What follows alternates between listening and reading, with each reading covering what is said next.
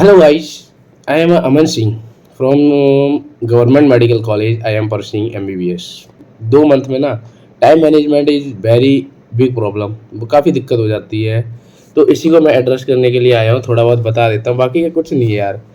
आप अगर कंसिस्टेंस हो ना शुरू से, अगर आपने पूरी साल मेहनत की है तो कुछ नहीं होगा, आराम से आप स्मूथली 620 610 आराम से नंबर ला सकते हो। मेन चीज़ होती है आपकी प्रैक्टिस और कंसिस्टेंसी। इसी पे मैं आप पहले को पॉइंट बताना चाहता हूँ, कुछ पॉइंटों को मैं लिख के लाया हूँ, भूल जाते हैं ना, समझदार होंगे आप थोड़ा बहुत। पहला चीज़ ना, खुद पे बिलीव होना चाहिए। मतलब आप कर रहे हो, मतलब नीट पेपर क्लियर करना चाहते हो, क्यों करना चाहते हो, पहला पॉइंट तो ये है, आपको क्लियर रहना चाहिए। और दूसरी बात, आपको दूसरे देखो 10 लोग होते हैं मोटिवेट करने वाले, मोटिवेशन से कुछ नहीं होता। आपको मेन चीज़ होती है कंसिस्टेंसी। अगर आप कंसिस्टेंट रहोगे ना किसी वर्क को लेके, डरना नहीं है आपको। मतलब लास्ट टाइम पे होगा आपको, मतलब ये कर लेता हूँ, वो कर लेता हूँ, कल आपके दोस्त ने बोल दिया नहीं ऐसा मत कर, अलग सर के वो आ रहे हैं, या फिर किसी भी सर के यूट्यूब के आ रहे हैं, आकाश के कर लो, एलन के कर लो। ये कुछ नहीं, जो आपने प्रीवियस जितना भी आपने पढ़ा हो ना, आज तक जितना भी प्रीवियस किया ना, लास्ट में आपको 2 महीने में, दो लास्ट के 2 मंथ होते हैं ना, वही कंपाइल करने की ज़रूरत होती है। अगर आप इस टाइम न्यू ले लोगे, मतलब आपने सोचा मेरा दोस्त पढ़ रहा है, उसके 610 आ रहे हैं, तो वो आपका किसी काम का नहीं है, क्योंकि उसने वो पढ़ रखा है इसलिए उसको 610 आ रहे हैं। तो आप जितना जितना जो आपने पहले पढ़ा हो वही कंबाइन कीजिए, दोबारा पढ़िए, अगेन अगेन रिपीट कीजिए। और फिर आप टेस्ट, हाँ सेकंड पॉइंट आ जाता है, मतलब पढ़ना कैसे है, बताते तो सारे हैं। हाँ, टाइम मैनेजमेंट में दिक्कत आती है, जैसे टाइम आएगा आगे, जैसे टाइम बढ़ता आएगा आपको घबराहट होने लगेगी, काफ़ी ज़्यादा घबराहट होगी। तो सबसे पहले ना आप डिवाइड कीजिए सिलेबस को। क्या करना है, सिलेबस को क्या करना है, डिवाइड। सिलेबस आपका डिवाइड होना चाहिए 3 चीज़ में, फिजिक्स केमिस्ट्री बायो। और उस चीज़ को ना, हर चीज़ को एक अलग अलग टाइम दो।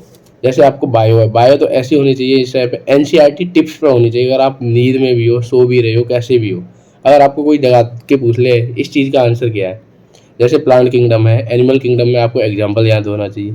इस चीज़ पे काफ़ी फोकस करो, क्योंकि ये उसमें बायो देखो सिंपल है, पढ़ा आया टिक, आया टिक, आया टिक, नहीं पढ़ा तो कुछ नहीं कर सकते, 4 नंबर चले जाएंगे, 4 नंबर यानी 4000 रैंक पीछे। अब ऐसे ही आपको केमिस्ट्री में क्या होता है, ऑर्गेनिक, ऑर्गेनिक और इनऑर्गेनिक सीधी है, वर्ड टू वर्ड होती है। आप जितना हो सको इनऑर्गेनिक को आप पॉइंट टू पॉइंट, जितने भी एक्सेप्शन है वो आराम से याद कीजिए। उसमें डायरेक्ट होता है, आपकी एक्सेप्शन है तो है, नहीं है तो नहीं है, पढ़ा है तो वो लिखा है, पढ़ा है तो भी आप टिक मारोगे, नहीं पढ़ा तो नहीं मारोगे, सिंपल सी बात है। ऐसे ही हाँ, फिजिक्स, फिजिक्स में थोड़ा कंसेप्ट लग जाते हैं। फिजिक्स के आपके रूल होने चाहिए। Sorry for that. फिजिक्स में क्या होना चाहिए, आपके रूल होना चाहिए। जैसे फिजिक्स में पहला तो आपके फैक्ट शीट होनी चाहिए, फैक्ट शीट में आपके सारे फॉर्मूले टिप्स पे होने चाहिए। क्योंकि अगर कुछ भी नहीं आता फिजिक्स में, मोस्टली बच्चों को फिजिक्स में दिक्कत आती है, अगर आपको सारे फॉर्मूले याद होंगे ना, तो 20 से 25 क्वेश्चन आप नॉर्मल हिला दोगे, क्योंकि वो फॉर्मूला बेस आते ही आते हैं, आते ही आते हैं। तो आराम से आप 70 से 80 नंबर आराम से आपको फार्मूला बेस्ड क्वेश्चन आते हैं। अब तीसरा पॉइंट है, जो मेजर प्ले इंपॉर्टेंट रोल करता है, टेस्ट, रेगुलर टेस्ट।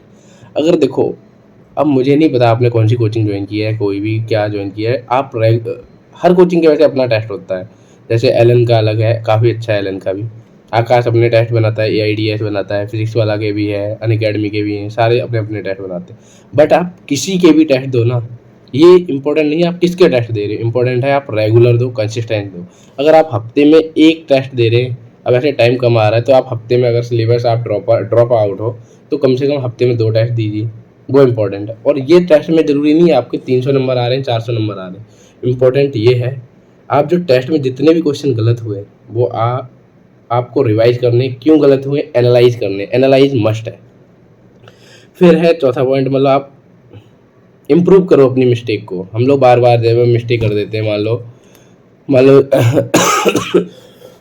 मान लो रे ऑप्टिक आई, रे ऑप्टिक का क्वेश्चन आ गया मिरर वाला। अगर हम मिरर का फॉर्मूला की जगह लेंस का फॉर्मूला पुट कर देंगे, अगर जैसे वो मिरर वाला आता है, सिल्वरिंग वाला लेंस आता है, सिल्वरिंग में 3 केस बनते हैं, उसमें कोई दिक्कत आ गई सिल्वरिंग वाले में, वो मेन चीज़ है। अगर आपको फॉर्मूला आता है तो आप सीधा कर सकते हो, नहीं आया तो कंसेप्ट भी लग जाते हैं। कई बार एक क्वेश्चन में 3 कंसेप्ट लगाने पड़ते हैं, तो वो प्रैक्टिस से ही आएगा। और आप मिस्टेक मत करो, बहुत ज़रूरी है, और एनालाइज करो।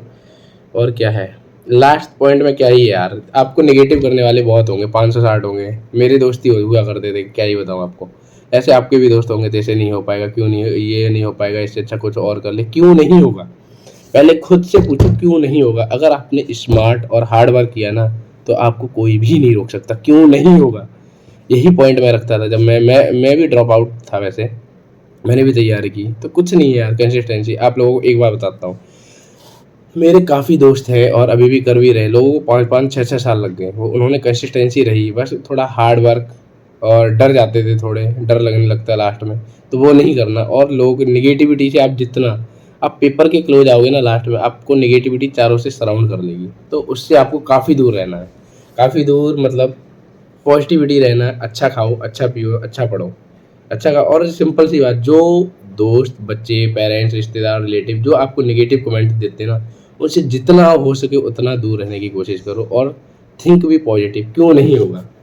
और बाकी का नीट नीट का पेपर आ रहा है, अच्छी बात है। अभी तो फॉर्म भी नहीं आए, वैसे 7 मई की डेट है एनटीए की, तो फॉर्म भी नहीं आए, तो फॉर्म वो निकाल देंगे, कुछ जल्दी ही आने वाले अपडेट। जैसे अपडेट मिलेगी मैं आपको ज़रूर अप टू डेट करूँगा।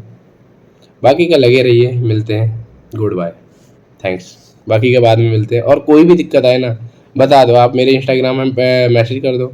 आपको चैप्टर वाइज या सब्जेक्ट वाइज इंपॉर्टेंट टॉपिक हो जाने, वो नॉर्मल है यार, वैसे हर किसी ने डाल रखे, मैं क्या ही डालूंगा। बस मेरा काम है आप थिंक भी पॉजिटिव, ओनली पॉजिटिव रहिए, बाकी का और कुछ नहीं यार। 50 लोग बताते रहते हैं, मैं रियलिटी में मैं ये नहीं बोलूँगा लास्ट के 2 मंथ में हो जाएगा, भाई नहीं होगा लास्ट के 2 मंथ में। सिंपल सी बात है, अगर आपने शुरू से मेहनत की है तभी होगा। क्योंकि लास्ट के 2 मंथ में जो बोलते हैं ना, यूट्यूब पर डालते हैं लास्ट के 4 दिन में, 15 दिन में आप नीट क्रैक कर सकते हैं 2 मंथ। अरे भाई, अगर तुम 15 दिन में 2 मंथ में क्रैक करेगा ना, जो बंदे 2 साल से ड्रॉप आउट कर रहे हैं वो कहाँ जाएंगे फिर। उनके बारे में भी तो सोचो यार, अगर हर बंदा अगर 15-15 एक एक महीने में कर ले, फिर तो सारे एमबीबीएस कर लेंगे, नहीं ना। तो लास्ट के 2 मंथ से में या कोई बोले चमत्कार हो जाए, वो हो जाए, ऐसा कुछ नहीं होता। आपने अगर पूरी साल पढ़ा है तो उस लास्ट के 2 मंथ में कंपाइल करना होता है पूरा सिलेबस।